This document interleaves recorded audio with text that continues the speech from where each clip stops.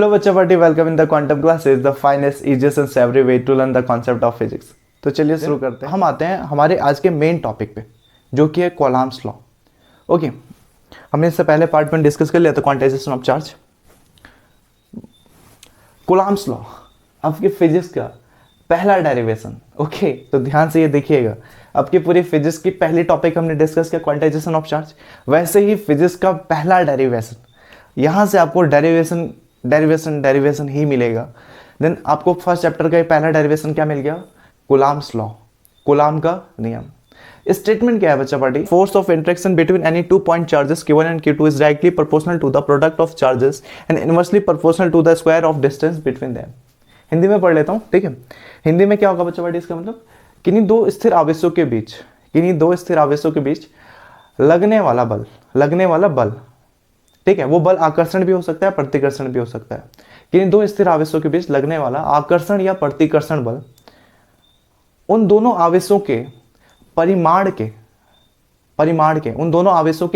के गुणनफल के अनुक्रमानुपाती प्रोपोर्शनल तथा उनके बीच की दूरी के वर्ग के व्युत्क्रमानुपाती होता है। ये सारा स्टेटमेंट मैं अभी समझाता हूँ, थोड़ा कॉम्प्लिकेटेड लगेगा, लेकिन गारंटी देता हूँ कि एक बार पढ़ लिया तो आपको जिंदगी भर ये याद रहने वाला है। फिजिक्स का कुछ भी याद ना रहे, लेकिन कौलॉम लॉ तो आपके दिमाग में छप जाएगा। आप इसको ऐसे समझो, सपोज ये आपके ये स्केल है, ये हमने मार्क करके दो इधर, ठीक है। आप ऐसे सपोज कर लो जैसे कि आपके ये जो दो चार्जेस, ये आपके जो मार्कर के कैप दिख रहे हैं, ये दो अलग अलग या सेम चार्जेस हैं, ये अलग पॉइंट है, अलग है, सेम है। आप बस इन्हें चार्ज एज्यूम करो, ये दोनों चार्ज है। ये दोनों, ये जो मार्कर की जो डिस्टेंस है, सपोज करो कितना है, स्मॉल आर। ओके बच्चा पार्टी, स्मॉल आर है, एक चार्ज है, इसको सपोज करो ये Q1 चार्ज है, इसको सपोज करो ये Q2 चार्ज है। जो राइट है वो Q1, देन लेफ्ट है वो Q2, और देन इनके बीच की डिस्टेंस कितनी है? R। तो कौलॉम लॉ का स्टेटमेंट क्या बोलता है? याद कीजिए, अब the force of interaction between any two point charges Q1 and Q2 is directly proportional. Again क्या होता है? दोनों आवेशों के परिमाण क्या है? अच्छा, ये परिमाण क्या है? परिमाण मतलब सपोज इनका कोई वैल्यू है 2 कौलॉम, 4 कौलॉम, 5 कौलॉम, सपोज ये 2 कौलॉम का है, ये 5 कौलॉम का है, तो ये क्या होता है? इसको परिमाण कहते हैं, मैग्नीट्यूड, ठीक है। तो क्या आवेशों के परिमाण के गुणनफल के अनुक्रमानुपाती क्या होता है? फोर्स। यहां से समझिए, कोई दो पॉइंट चार्जेस, सपोज को ये आपका एक पॉइंट चार्ज है, एक सपोज ये पॉइंट चार्ज है, और इसके साथ किसी डिस्टेंस पर एक ये पॉइंट चार्ज है। इन पॉइंट चार्जेस के कुछ नाम दे देते हैं हम, सपोज बच्चा पार्टी। पहला वाला पॉइंट चार्ज है, इसको नाम देते थे Q1, ठीक है। इतना तो आपको क्लियर हो गया ना, चार्ज को हम किससे डिनोट करते हैं? Q से। तो फर्स्ट वाला Q1 हो गया, एंड देन सेकेंड वाला क्या हो गया? सेकेंड वाला पॉइंट चार्ज आप सपोज करो Q2। तो हमारे पास दो पॉइंट चार्जेस है, ठीक है, और इन पॉइंट चार्जेस के बीच की डिस्टेंस कितनी है? आप एज्यूम कर लो कि इन पॉइंट चार्जेस के बीच की डिस्टेंस है स्मॉल r। ओके बच्चा पार्टी, कितना डिस्टेंस हम एज्यूम कर लेते हैं? इन दोनों के बीच की डिस्टेंस कितनी है? इसकी डिस्टेंस हम ले लेते हैं स्मॉल r। स्टेटमेंट के हिसाब से अगर क्रैक करें तो फोर्स को किस चीज से हम डिनोट करते हैं बच्चा पार्टी? यहाँ पे फोर्स को डिनोट करते हैं F से। ओके, फोर्स किसके डायरेक्टली प्रोपोर्शनल होता है? प्रोपोर्शनल की बात किस लिए इक्वल हटा देंगे हम यहाँ से। फोर्स किसके डायरेक्टली प्रोपोर्शनल होता है? जो उसके चार्ज है, चार्ज के किसकी बात हो रही है? प्रोडक्ट के आवेशों के गुणनफल के अनुक्रमानुपाती होती है। जो बल है वो किसके अनुक्रमानुपाती होती है? आवेशों के गुणनफल। तो आवेश क्या लिया हमने? Q1 लिया, एंड दूसरा आवेश क्या लिया? Q2 लिया, देन बीच में लगा दिया गुणा, प्रोडक्ट, ठीक है, मल्टीप्लाई होता है प्रोडक्ट का मतलब। तो हो गया, बल किसके अनुक्रमानुपाती हुआ? आवेशों के, ये दो आवेश थे Q1 Q2, उनके गुणनफल के। ओके, दो पॉइंट चार्जेस का प्रोडक्ट हो गया, ठीक है, किसके प्रोपोर्शनल? फोर्स के प्रोपोर्शनल। तो पहला स्टेटमेंट तो आपका ये बोलता है। देन अगर हम इससे इक्वेशन 1 डाल देते हैं बच्चा पार्टी, देन सेकंड स्टेटमेंट के सेकंड पार्ट में देखो किसकी बात हो रही है? चार्ज की बात तो होगी। सेकंड है and inversely proportional to the square. कौन इनवर्सली? फोर्स की ही बात हो रही है, ठीक है, बल की ही बात कर रहे हैं। Inversely proportional to the square of distance between them. इसका मतलब हिंदी में हो जाएगा, या फिर आप ऐसा समझो कि जो बल है आल्सो, एक तो बल हो गया, जो फोर्स हो गया, ये किसके प्रोपोर्शनल हो गया? Q1 इंटू Q2 के।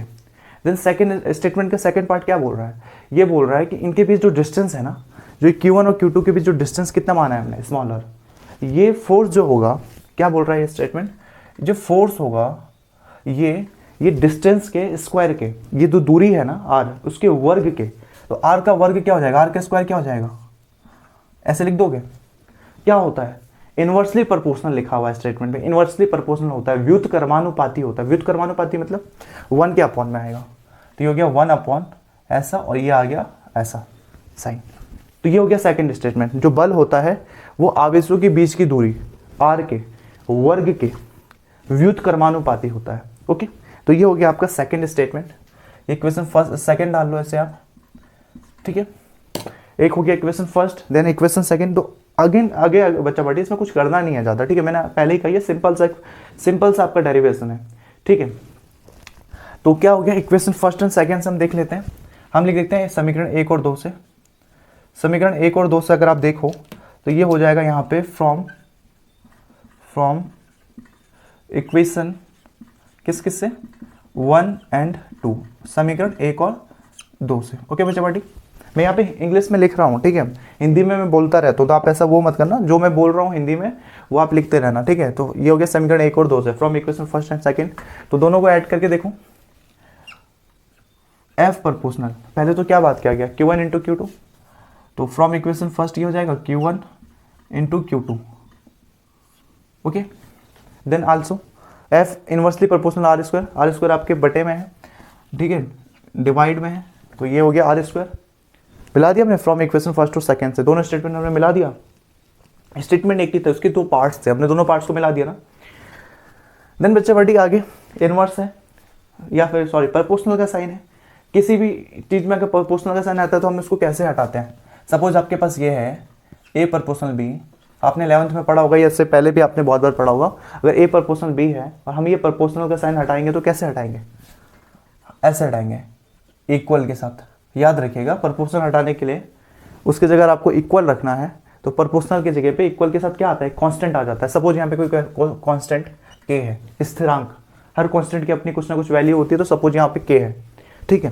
तो वैसे यहाँ प्रोपोर्शनल को हटाना है और हमें इक्वल लगाना है, बराबर का चिन्ह लगाना है, इक्वल लगाना है, तो ये हो जाएगा एफ इक्वल। अगेन मैंने कहा प्रोपोर्शनल साइन हटाया, इक्वल के साथ क्या आता है, कांस्टेंट आता है। ये स्टार्टिंग में आपको है, ऐसे आपको आदत पड़ जाएगी प्रोपोर्शनल का साइन हटा के इक्वल के साथ कांस्टेंट जोड़ने का। तो कांस्टेंट आप यहाँ पे मान लेते हैं के, इस के की कुछ ना कुछ वैल्यू होगी, अभी हम उसके बाद डिस्कस करेंगे। सपोज हमने ये कांस्टेंट के ले लिया, और देन आगे क्या है, एज इट इज उतार देते हैं Q1 Q2 upon R square. आगे ये है Q1 Q2 upon R square. Okay बच्चे पार्टी, इतना हो गया। जैसे कि मैंने कहा कि कांस्टेंट की कुछ ना कुछ वैल्यू होती है, कांस्टेंट की क्या होती है, कुछ ना कुछ वैल्यू होती है।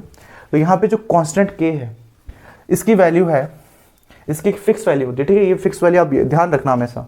वैसे जो ये फिक्स वैल्यू है ना, अभी आपको बता देता हूँ, ये जो आपकी फिक्स वैल्यू है यहाँ पे है के इक्वल 1/4 पाई एप्सिलॉन 0। याद रखना है कि यहाँ पे साइन आया एप्सिलॉन 0। हो सकता है आप फिजिक्स में फर्स्ट टाइम पढ़ रहे हो, ठीक है। ये जो साइन है मैं यहाँ पे थोड़ा लिख देता हूँ बड़ा करके, ये ऐसा है और बीच में नीचे 0 है, जिसे हम नोट भी बोल सकते हैं, एप्सिलॉन नॉट या एप्सिलॉन 0, ठीक है। तो इसे एप्सिलॉन कहते हैं, ओके। तो इसे एप्सिलॉन नॉट कहते हैं। तो 1/4 पाई एप्सिलॉन नॉट, इसकी भी एक वैल्यू होती है, के जगह हम इसे पुट करेंगे। और इसकी क्या वैल्यू होती है, 4 तो 4 रहेगा, पाई की वैल्यू 3.14, एप्सिलॉन नॉट की भी एक वैल्यू होती है, ठीक है, 8 पॉइंट समथिंग में। देन इन सबको अगर डिवाइड करके देखा जाए तो इनकी क्या वैल्यू होती है बच्चा पार्टी, देखना यहाँ पे ध्यान से। इसकी वैल्यू होती है 9 × 10⁻9। ओके बच्चा पार्टी, इसकी वैल्यू होती है 9 × 10⁻9, हो जाएगा न्यूटन मीटर स्क्वायर पर कूलम स्क्वायर। किसकी वैल्यू होती है, 1/4 पाई एप्सिलॉन नॉट। और ये 1/4 पाई एप्सिलॉन नॉट क्या है, कांस्टेंट है, स्थिरांक है। और किससे यहाँ पे हमने दिखाया के से, तो आप के जगह ये वैल्यू पुट कर दो। के जगह अगर हम ये वैल्यू पुट कर देते हैं तो हमारा क्या हो जाता है बच्चा पार्टी, देखो यहाँ पे ये हो जाता है एफ इक्वल, के जगह क्या आ जाएगा, 1/4 पाई एप्सिलॉन नॉट। तो ये आ गया 1/4 पाई एप्सिलॉन नॉट या एप्सिलॉन 0 कह सकते हो। Then Q1 Q2 upon R square. Okay, तो यही कहलाता है, यही जो आपका फॉर्मूला बन गया। ओके बच्चा पार्टी, ये जो लास्ट में हमारा आंसर बच गया ना, यही आंसर होता है हमारा कूलॉम लॉ का फॉर्मूला, फोर्स, या फिर बोलो यही हमारे 12th की फिजिक्स का पहला डेरिवेशन। ये डेरिवेशन के नाम पे देख रहे हो ना, नवजात बच्चा है ये, अभी छोटा मोटा बच्चा। अभी देखना है कैसे कैसे डेरिवेशन आएंगे, बहुत प्यार से करेंगे यार, बहुत आसानी से करेंगे समझते हुए। तो ये हो गया आपके कूलॉम लॉ, स्टेटमेंट समझ में आ गया, सिंपल है। दो चार्ज दिए गए, पॉइंट चार्ज दिए गए, तो पहला स्टेटमेंट कि पॉइंट चार्ज के लगने वाला फोर्स, ये पॉइंट चार्ज बिंदु आवेशों के गुणनफल के अनुक्रमानुपाती, जो आपके पॉइंट चार्जेस हैं उनके प्रोडक्ट के प्रोपोर्शनल होगा। एंड सेकंड स्टेटमेंट का सेकंड पार्ट कि ये दो आपके जो फोर्स थे ये आल्सो किसके इनवर्सली प्रोपोर्शनल होगा, उनके बीच की दूरी के वर्ग के व्युत्क्रमानुपाती, उनके जो बीच का डिस्टेंस है उसके स्क्वायर का इनवर्सली प्रोपोर्शनल होगा कौन, फोर्स। देन दोनों स्टेटमेंट हमने मिला दिया, इससे हमारा कांस्टेंट है कि इक्वल 1/4πε0 हमारा ये आ गया। ओके, ये हो गया हमारा कूलम्ब्स लॉ। ठीक है, इसमें एक छोटा सा पार्ट भी होता है। ठीक है, आपको ऐसे एग्जाम में नॉर्मली अगर पूछा जाए कि आप कूलम्ब्स लॉ के स्टेटमेंट को लिखिए, कूलम्ब लॉ क्या है आपको लिखना है, कूलम्ब का नियम लिखना, तो आप इतना लिख के छोड़ सकते हो। लेकिन कभी कभी, ठीक है, ऐसा हमेशा नहीं आता, कभी कभी ऐसे चांसेस भी बन गए कि आपको कूलम्ब्स लॉ को स्पेशली लिखा गया कि इसे वेक्टर फॉर्म में रिप्रेजेंट कीजिए, इससे सदिश रूप में दिखाइए। तो हम क्या करेंगे, ठीक है, सदिश रूप में दिखाइएगा मतलब है कि आपको इतना ज़्यादा कुछ करने की जरूरत नहीं है, इतना घबराने की जरूरत नहीं है। कैसे सदिश रूप में दिखाते हैं मैं आपको समझाता हूँ। ठीक है, अगर सपोज ऐसा आ गया, ठीक है, वैसे अगर आप ध्यान देना, अगर नॉर्मली पूछा जाए कहीं पे वेक्टर फॉर्म का नाम ना लिया जाए तो आप इतना करके छोड़ दीजिएगा। ये आपका कूलम्ब लॉ है, स्टेटमेंट लिखिएगा और इतना सा आप लिख दीजिएगा, ये आपको पूरा नंबर दे देगा, पूरे मार्क्स आपको मिलेंगे। अगर सपोज इसी का वेक्टर फॉर्म अगर पूछ लिया जाता है, ठीक है, अगर यहाँ पे वेक्टर फॉर्म पूछ लिया जाता है तो इसका वेक्टर फॉर्म क्या हो जाएगा। ठीक है, तो हम देखते हैं वेक्टर फॉर्म। अरे यार यहाँ तो जगह ही नहीं है। ठीक है, इसे मिटा देता हूँ। आपने आई होप ये स्टेटमेंट लिख लिया होगा अभी तक, या फिर जैसे चलते हैं आगे वैसे आप स्क्रीनशॉट लेते रहो या फिर नोट करते रहो साथ में। ओके, देन यहाँ पे हम लिख लेते हैं, आगे हम इसके वेक्टर फॉर्म को सॉल्व करेंगे। स्टेटमेंट हटा देता हूँ, ये भी हेडिंग भी हटा देते हैं। देन बच्चा पार्टी, अब हम इसका समझते हैं वेक्टर फॉर्म। क्या समझेंगे हम यहाँ पे इसका वेक्टर फॉर्म। ओके, वेक्टर क्या होता है, स्केलर क्या होता है, सदिश सदिश क्या होता है, आई होप आपको पता होगा, 11th में आपने अच्छे से पढ़ा होगा या उससे पहले भी। ठीक है, वेक्टर मतलब जो डायरेक्शन, जो मैग्नीट्यूड के साथ डायरेक्शन में दिखाता हो। ठीक, क्या होता है सदिश, जो परिमाण के साथ दिशा भी बताता हो। ओके, तो इसका वेक्टर फॉर्म में कैसे रिप्रेजेंट करेंगे, तो यहाँ पे लिख देते हैं, हेडिंग यहाँ पे कुछ लिख देता हूँ मैं, इन वेक्टर फॉर्म या फिर रिप्रेजेंटेशन इन वेक्टर फॉर्म, आप ऐसा लिख सकते हो, रिप्रेजेंटेशन इन वेक्टर फॉर्म, या फिर इन वेक्टर फॉर्म लिख देता हूँ, या सिंपल लिखते हैं वेक्टर फॉर्म। तो वेक्टर फॉर्म का क्या मतलब हुआ, हम फोर्स निकाल रहे हैं। ठीक है, अगर हम वेक्टर फॉर्म की बात करें देन Q1 पर हम ऐसे लेते हैं, Q1 पर जो फोर्स लग रहा है, Q1 पर किसके कारण फोर्स लगेगा, Q2 के ड्यू टू। ठीक है, Q2 के कारण, सपोज Q2 आवेश के कारण, Q2 चार्ज के कारण Q1 पर फोर्स अप्लाई हो रहा है। ओके, देन हम इसे दिखा सकते हैं, अगर हम इसको वेक्टर फॉर्म में लिखना चाहें तो हम इसे दिखा सकते हैं, F फोर्स होता है, किस पे लग रहा है, Q1 पे लग रहा है, किसके कारण लग रहा है, Q2 के कारण लग रहा है, तो हम इसको दिखा देंगे F12। 12 का मतलब क्या होता है, 12 किसे डिनोट कर रहा है, ये 1 आपका क्या है, Q1 चार्ज है, इस पर फोर्स लग रहा है, किसके कारण लग रहा है, Q2 के कारण। ठीक है, force on Q1 due to charge Q2, force on charge Q1 due to charge Q2। यहाँ पे Q1 Q2 लिखा है, आप यहाँ पे QA QB भी कर सकते हो, देन ये हो जाता है FAB।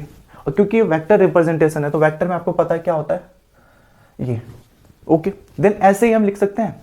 ठीक है, ये फोर्स आपका ऐसे में लग रहा है सपोज, ठीक है, वैसे ही हम लिख सकते हैं ऐसे में, जैसे फोर्स आपका ये हो गया फोर्स, तो हमने लगाया था Q1 पर, Q1 चार्ज पर Q2 के कारण, Q2 के ड्यू टू।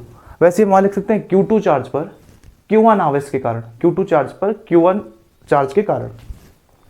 तो इसको हम लिख देंगे Q2 पर, किस पे हो रहा है फोर्स अप्लाई हो रहा है, Q2 पर हो रहा है, Q2 पे हो रहा है, किसके कारण हो रहा है, Q1 के कारण हो रहा है। देन ये हो जाएगा ऐसे में, हम ऐसे रिप्रेजेंट कर सकते हैं ऐसे। क्लियर? देन बच्चा पार्टी और क्या होता है वेक्टर फॉर्म में, याद है, 9th में नहीं पढ़ा होगा तो आपने 11th में तो डिटेल में पढ़ा होगा ना। 11th में पढ़ता ही कौन है ठीक है, पता है 11th में कोई नहीं पढ़ता है, फिर भी छोटी छोटी चीज़ें हैं ये आपको पता होना चाहिए। अच्छा, अगर आपको नहीं पता है 11th में कि वेक्टर रिप्रेजेंटेशन कैसे करते हैं किसी चीज़ को, तो आप ऐसे समझ लो। ओके बच्चा पार्टी, आप ऐसा समझो, किसी भी चीज़ का वेक्टर रिप्रेजेंटेशन करने के लिए ना, अब मैं सपोज कुछ ले लेता हूँ, R ले सकते हैं, A से हम डिनोट कर सकते हैं। किसी भी चीज़ का वेक्टर रिप्रेजेंटेशन करने के लिए हम ऐसे शो करते हैं। ठीक है, ऐसे सपोज कोई क्वांटिटी A है, A को हमें वेक्टर फॉर्म में दिखाना है तो आप ऐसे करोगे, पहले A के ऊपर एरो लगाओगे, जैसे हमने फोर्स के ऊपर एरो लगाया। देन बच्चा पार्टी हम क्या करेंगे वेक्टर रिप्रेजेंटेशन के लिए, ऐसा होता है A, और A के ऊपर हम ले सकते हैं, A के ऊपर कैप ऐसे में। ठीक है, ये ऐसे कैप लेते हैं। ठीक है, इस A कैप को क्या कहते हैं मैं समझा दूंगा एक एक चीज़ को। देन इसके बाद हम क्या लेते हैं, इसके बाद हम ऐसे में लेते हैं, एक मॉड लेते हैं, मॉड इसे कहते हैं, ठीक है। दो स्ट्रेट लाइन के बीच में जो वैल्यू आएगी वो हमेशा पॉजिटिव होती है, इसी को मॉड कहते हैं। और ये क्या आ सकता है, मॉड ए। ये क्या बच्चा पार्टी, मैं एक बार समझा देता हूँ आपको। अगर आपने 11th में नहीं पढ़ा होगा तो आपको डरने की जरूरत नहीं है, वेक्टर रिप्रेजेंटेशन इतना टफ भी नहीं होता है। सिंपल सी बात है, किसी भी चीज़ का वेक्टर रिप्रेजेंटेशन देना है तो एक तो उसके ऊपर क्या लगाओ, एरो लगा दो, तीर का निशान लगा दो। देन ए कैप, ये ए कैप क्या है, वो एक तो आपका वेक्टर फॉर्म को रिप्रेजेंट कर रहा है। ए कैप क्या है, ए कैप को बच्चा पार्टी हम हिंदी में कहते हैं, और इंग्लिश में क्या कहते हैं इसे, यूनिट वेक्टर। याद रखिएगा आप इसे, अगर आपने 11th में ये अभी भी नहीं पढ़ा है, 12th में आप इसे फर्स्ट टाइम पढ़ रहे हो तो आप कहीं पे इसे नोट कर लो, ओके, नोट करके लिख लो कॉपी में कहीं। इसे क्या कहते हैं, यूनिट वेक्टर। हिंदी में क्या कहेंगे, वेक्टर मतलब तो सदिश होता है, और यूनिट मतलब इकाई या फिर एकांक, तो इसे हिंदी में कहेंगे यूनिट वेक्टर को एकांक सदिश। याद आ रहा है, कुछ नहीं आ रहा तो लिख लो अपनी कॉपी पे कहीं आप, एकांक सदिश कहेंगे इसे हिंदी में, यूनिट वेक्टर। एंड ए का मतलब क्या है, ए का मतलब होता है मैग्नीट्यूड। ये जो ए मॉड के अंदर लिखा है ना, इसका मतलब है मैग्नीट्यूड, मैग्नीट्यूड। इट मीन्स इसे हिंदी में क्या कहते हैं, परिमाण। क्या कहते हैं इसे, परिमाण। तो किसी भी चीज़ को वेक्टर रिप्रेजेंटेशन देना तो आप इस फॉर्म में लिख दो, ये वेक्टर हो गया, ये यूनिट वेक्टर हो गया, ये इसका मैग्नीट्यूड हो गया, परिमाण हो गया, तो आप उसका वेक्टर रिप्रेजेंटेशन दे सकते हो। तो बच्चे पार्टी हमें यहाँ फोर्स का वेक्टर रिप्रेजेंटेशन देना है, तो आप फोर्स को यहाँ पे, जैसे ए था तो फोर्स को हमने एफ से डिनोट कर लिया, लगा दिया ऊपर तीर का निशान एरो। देन मॉड ए की जगह, मैग्नीट्यूड की जगह हम फोर्स लिख सकते हैं, उसको हम देखते हैं बाद में। ये यूनिट वेक्टर क्या है, यूनिट वेक्टर के लिए हम क्या करते हैं, यूनिट वेक्टर के लिए जो डिस्टेंस है उसके हिसाब से हम लिखते हैं यूनिट वेक्टर। तो डिस्टेंस को हमने आर से डिनोट किया तो यूनिट वेक्टर को हम आर से डिनोट करेंगे। देन यूनिट वेक्टर के ऊपर हम क्या लगाते हैं, ये कैप, ऐसे से कैप कहते हैं, ठीक है, ये आपका ऐसे में कैप। और देन ये 1-2 के लिए है तो यूनिट वेक्टर हो गया R12। सेम ऐसे ही इस डायरेक्शन में था, उस डायरेक्शन में, अपोज डायरेक्शन में, यूनिट वेक्टर की डायरेक्शन क्या हो गई, R कैप, ये 2-1 था तो ये हो गया 2-1। देख लीजिए डायरेक्शन अपोज है, अपोज मीन्स ये यूनिट वेक्टर इस डायरेक्शन को शो कर रहा है और ये इसको, ठीक है, अपोज है दोनों। माइनस में R12 इक्वल लिख सकते हो माइनस R21, उसको हम यूज करेंगे बाद में। देन मैं इसे मिटा देता हूँ, आपने लिख लिया होगा अभी तक ये कहीं ना कहीं, आजकल तो डिजिटल जमाना है यार स्क्रीनशॉट ले लिया करो सीधा। तो ये हो गया। देन वेक्टर रिप्रेजेंटेशन देखना कितना आसान होता है। मैंने कहा था ना पहले एफ के ऊपर आप ऐसे वो लगाते हो, वेक्टर लगाते हो, मैंने कहा था ना, यहाँ का लिख लेता हूँ अगेन, आपको हेल्प मिलेगा। ए वेक्टर इस फॉर्म में, देन मैग्नीट्यूड ए, ऐसे दिखाते हैं ना। तो ए की जगह क्या है, फोर्स। फोर्स हम किसी के लिए भी निकाल सकते हैं, आप 1-2 के लिए निकालो या 2-1 के लिए निकालो, ठीक है, मैं किसी एक के लिए निकालता हूँ, या फिर 1-2 और 2-1 क्या है मैं यहाँ पे क्लियर कर देता हूँ। आपका 1-2 क्या है, आपका 1-2 यहाँ पे क्या है, आप ऐसे लिख सकते हो, force on charge, force on charge. देखो इसमें कंफ्यूजन होता है, ये 1-2 क्यों हुआ, 2-1 क्यों हुआ, तो ये 1 का क्या मतलब है, अगर 1 आके आगे है तो उसका मतलब हुआ फोर्स ऑन चार्ज 1। कौन सा चार्ज, 1, Q1। 2 बाद में है, मतलब किसके कारण लगा, force on charge 1 due to किसके कारण लगा चार्ज, किसके कारण लगा फोर्स, ड्यू टू किसके कारण, charge Q2, okay, force on charge Q1 due to charge Q2, okay बच्चा बाटी। तो उसको क्या, किस चीज़ से डिनोट करेंगे हम, इतना हमने लिखा, इसके इक्वल लिख दो, ये क्या चीज़ है, हम इसे क्या डिनोट कर रहे हैं, ये बस हम डिनोट करना चाहते हैं कि क्या मतलब हुआ इसका, इसका मतलब हो गया 1-2, F12। देन वैसे ही हम लिख सकते हैं, ऐसे स्टार वगैरह कुछ कर लेते हैं। देन ये 1-2 हो गया, फोर्स 1-2। देन ये 2-1 क्या हुआ, आप इसे लिख सकते हो फोर्स ऑन चार्ज, अगेन जो मैंने आपको समझाया, 2-1 है, 2 पहले आ रहा है, मतलब किस पे फोर्स लग रहा है, 2 वाले पे, 2 वाला मतलब Q2 पर, force on charge Q2 due to, बाद में कौन आया, किसके कारण लगा चार्ज, सॉरी फोर्स किसके कारण लगा, दूसरे आवेश पे, पहले आवेश के कारण, तो ड्यू टू चार्ज, पहले आवेश को किस चीज़ से डिनोट किया हमने, Q1। तो इसको कैसे दिखाते हैं वेक्टर फॉर्म में, इस फोर्स को ऐसे, वेक्टर F, क्योंकि दूसरे पे लगा, Q2 पे लगा तो 2 पहले आएगा, और किसके कारण लगा, 1 के कारण लगा तो 1 बाद में, ओके। देन ये आपने F12 दिखा दिया। देन R12 और ये R वेक्टर 1-2 और R वेक्टर 2-1, ये क्या रिप्रेजेंट कर रहा है, ये रिप्रेजेंट कर रहा है इसका यूनिट वेक्टर। तो आप ऐसे यहाँ पे लिख सकते हो अगेन, ठीक है, यहाँ पे लिख सकते हो अगेन यूनिट वेक्टर, ठीक है, यूनिट वेक्टर्स एक ही बार में हम लिख देते हैं, यूनिट वेक्टर्स। क्या क्या यूनिट वेक्टर्स है हमारे पास, क्या क्या यूनिट वेक्टर देखिए आप यहाँ पे, देखो एक है ये, आर कैप, आपको शायद ग्रीन मार्कर विजिबल नहीं होगा पीछे से, कैमरे पे नहीं आ रहा होगा, देन मैं इसको ब्लू वाले से लिख देता हूँ। देखिए ये हो गया R12, किसके इक्वल है, सेकंड वाला यूनिट वेक्टर, ठीक है, दोनों एक दूसरे के इक्वल होते हैं, याद रखना। ये 1 2 है तो ये किसके इक्वल होगा, 2 1 वाले के। लेकिन आप जैसे देख सकते हो एरो में डायरेक्शन इनकी अपोज है, ये इधर जा रहा है, ये R21 वाला उस साइड, R12 वाला इस साइड, देन डायरेक्शन अपोज, इसलिए R12 इक्वल क्या लिख सकते हो, -R21। तो ये तो बेसिक चीज़ें हो गई इसकी। देन फोर्स का क्या हो जाएगा बच्चों पार्टी, देखिए यहाँ पे, ठीक है, ये हो जाएगा, फोर्स को किस चीज़ से दिखाया है, ठीक है, F12 से। देखिए आप चाहे ना तो फोर्स F12 के लिए भी शो कर सकते हो, F21 के लिए भी शो कर सकते हो, मैं किसी एक का शो कर रहा हूँ, ठीक है, हम किसी एक का शो करेंगे, हमें वेक्टर फॉर्म दिखाना है तो हम F12 के लिए भी दिखा सकते हैं, F21 के लिए भी दिखा सकते हैं। तो मैं यहाँ पे सपोज F12 के लिए निकाल रहा हूँ, ठीक है, F12 तो कैसे दिखाते हैं बच्चों बड़ी वेक्टर फॉर्म, इससे तो मैंने कितने बार लिख दिया, अब याद ही रख लेना इसे अच्छे से। कैसे दिखाते हैं वेक्टर फॉर्म, ऐसे दिखाया था, अगर A है तो A वेक्टर को आप ऐसे लिख सकते हो, ठीक है, A वेक्टर को ऐसे लिख सकते हो, कैसे लिखते हैं, एक में आपको एरो आएगा ऊपर, ये दिख रहा है आपको एरो, देन दूसरे में कैप आता है, तीसरे में मैग्नीट्यूड, ये ऐसे हम दिखाते हैं किसी वेक्टर फॉर्म। तो हमने एरो से दिखा दिया फोर्स को, देन क्या आएगा, क्या है वो, यूनिट वेक्टर। यूनिट वेक्टर हमारा क्या है, F12 के लिए। देखिए एक चीज़ यहाँ पे ध्यान देना, अगर हम वेक्टर फॉर्म में लिख रहे हैं तो हम डायरेक्शन देखते हैं, ठीक है, अगर डायरेक्शन सेम हुआ तो वो क्या हो जाते हैं, जुड़ जाते हैं। इट मीन्स अगर आप यहाँ पर देखो ना, ये चीज़ ध्यान रखना, भावनाओं में बहते हुए ये मत कर देना कि F12 का यूनिट वेक्टर आप डायरेक्ट यहाँ पे R12 लिख रहे हो, ठीक है, ये मत कर देना, ये ध्यान से देखो, क्योंकि ये यहाँ पे क्या होता है, डायरेक्शन जुड़ता है। आपका वेक्टर फॉर्म होता ही क्या, वेक्टर फॉर्म क्या रिप्रेजेंट करता है, मैग्नीट्यूड के साथ डायरेक्शन, मैग्नीट्यूड तो ये रहा, परिमाण तो ये रहा, इसके साथ दिशा क्या है, अगर वो सेम दिशा में होगा तो दिशा डायरेक्शन जुड़ जाती है या उसके साथ आ जाती है, जुड़ जाना वर्ड सही नहीं रहेगा, उसके साथ आ जाती है। तो F12 की डायरेक्शन, हम F12 के लिए निकाल रहे हैं ना फोर्स, सिंपल है बस समझो, F12 का फोर्स की डायरेक्शन इस साइड है, दिख रहा है आपको ये एरो का निशान, इस साइड।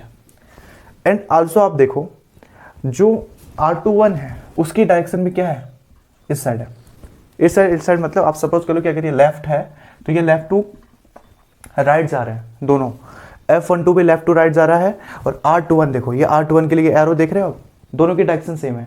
तो इसलिए जो आपका यूनिट वेक्टर होगा ना यहाँ पे, इसलिए F12 है तो F12 के लिए यूनिट वेक्टर क्या होगा, हम यहाँ पे यूज करेंगे R यूनिट वेक्टर 21, याद रखना 21।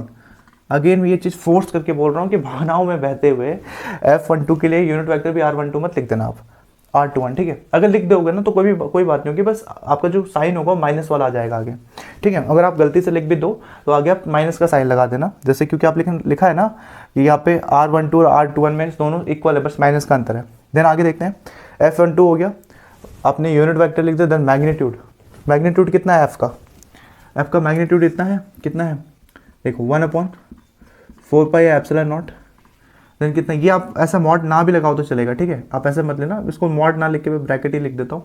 नहीं ये क्या हो गया, Q1 Q2/r², तो ये हो गया एरो, ये यूनिट वेक्टर, और देन ये परिमाण मैग्नीट्यूड। ओके बच्चे पार्टी, तो आप ऐसे लिख सकते हो, क्या आप ऐसे रिप्रेजेंट कर सकते हो वेक्टर फॉर्म कूलॉम लॉ का, सिंपल है ना, बस ये याद रखो आप, एक के ऊपर आप एरो लिखते हो, देन आपका आता है यूनिट वेक्टर और देन आता है मैग्नीट्यूड, ऐसे लिख सकते हो। ओके, और यहाँ ध्यान देना 1 2 और 2 1 पे। ओके, आल्सो इसको कैसे लिख सकते हैं, ठीक है, आप इतना भी लिख दोगे, आप इतना लिख के भी अगर आप छोड़ देते हो तो आपको पूरा मार्क्स मिल जाएगा, फुल मार्क्स मिल जाएगा। जब हम इसे इतना सॉल्व कर ही रहे हैं तो थोड़ा एक और स्टेप में बता देता हूँ कि आल्सो इसका आंसर क्या हो सकता है। आल्सो इसका आंसर हो सकता है, आप इतना भी कर दो छोड़ दो तो चलेगा, ठीक है। आप ध्यान रखना बच्चा पार्टी, ये वेक्टर फॉर्म से घबराने की जरूरत नहीं है, ये हर बार बोर्ड्स में ऐसे नहीं पूछते कि वेक्टर रिप्रेजेंटेशन।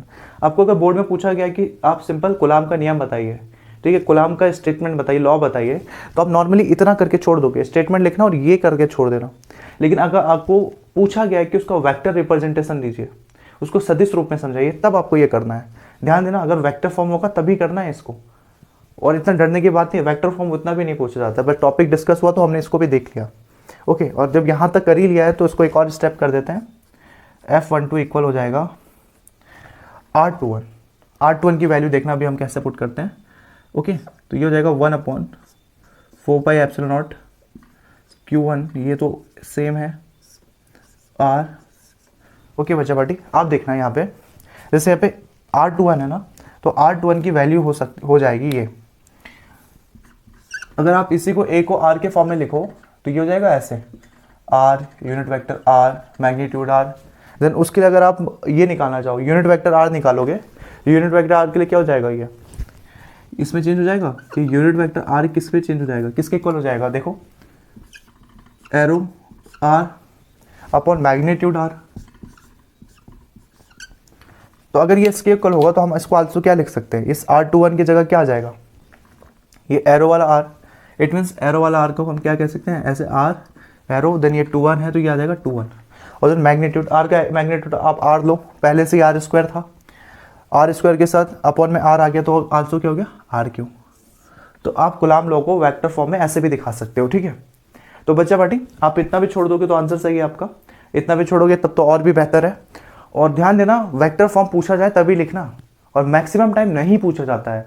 ये आजकल बोर्ड में इतने नहीं पूछे जाते हैं वेक्टर फॉर्म, ठीक है, पूछे जाते हैं ऐसी बात नहीं है, लेकिन इतनी फ्रिक्वेंटली नहीं पूछा जाता। तो ध्यान देना, वेक्टर फॉर्म से घबराने की जरूरत नहीं है। और ये मेन स्टेट, ये मेन है, तीर का निशान लगाओ, एरो लगाओ, देन यूनिट वेक्टर लगाओ, देन मैग्नीट्यूड।